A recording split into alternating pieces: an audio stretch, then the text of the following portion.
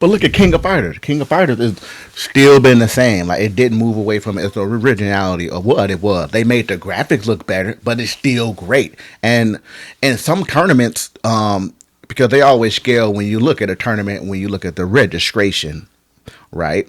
And you see what's the top game that has the most registration. They look at it like that. Oh, okay. And okay, for okay. a long time, Street Fighter was up there. Then you had Blaze Blue. Like when you go to Combo Breaker, it's a big statement when you're the last tournament being played on Sunday at 4 o'clock, 5 o'clock. I think this past year, Tekken was the biggest game, and it was a successful moment for at least here in Illinois, because Combo Breaker is a really big tournament, and they were celebrating like, yeah, we're the last tournament for Combo Breaker. We have the most people registered for this game. Blaze Blue be up there. Guilty Gear, Street Fighter, like some of those games, like that makes, especially when registration is like $100 and you got like 3,000 people registered for a tournament. That's a lot of money. But I'm thinking about when you say fighting game, I'm we talking about like how the mechanics work. Yeah, I'm thinking I'm not just thinking fighting game, because Unreal Engine has ran on a lot of other games like RPGs or whatever the case may be. I'm thinking about it like that, not just only fighting games, because of course that's not the only. If we had a software that only did fighting games, that would make a big difference in my answer. But it's no fighting game engine out there like that. Well, right. I mean, because those are mainly used. They mainly them names are normally called out for other games. So yeah, I totally understand it. The Video Game Awards, they're around the corner. So I think it's December 12th. I got the list of nominations, right? Mm-hmm. So just let me know. I'm not going to name every nomination on each category. I'm just going to kind of go through the big titles, and if you all want to see the full nomination list, check it out in the comments below for the full list. I'm just going to go over the big titles. So I'm going to get the big one out the way. So nominees for Game of the Year is Astro Boy, Blacksmith, Wuhan, hopefully I'm saying that right, Elden Ring, Final Fantasy VII Rebirth. Which one is taking it? Now, there are more in that category. I'm just naming the biggest one. Game of the Year. Blacksmith Wuhan is not going over. You think over Final Fantasy? I think Final Fantasy. I don't know what maybe those the top 4 you name, but I think Final Fantasy has a really big chance of winning Game of the Year.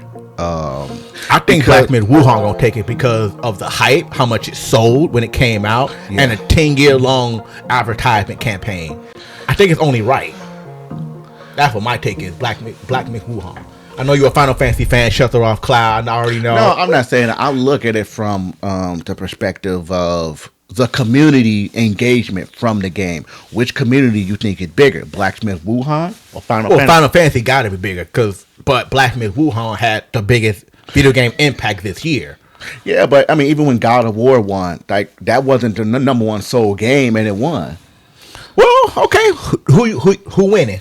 I think based upon, cause again, people still have to vote or whoever that is. Right. I think the community engagement is a part of it. The blogs, the conversation you have online, the emotional aspect from the game, the acting in the game, the storytelling, the voiceover, the dialogue. I think Final Fantasy has more of that this year, because you have some people that never played the Final Fantasy on PS1, right?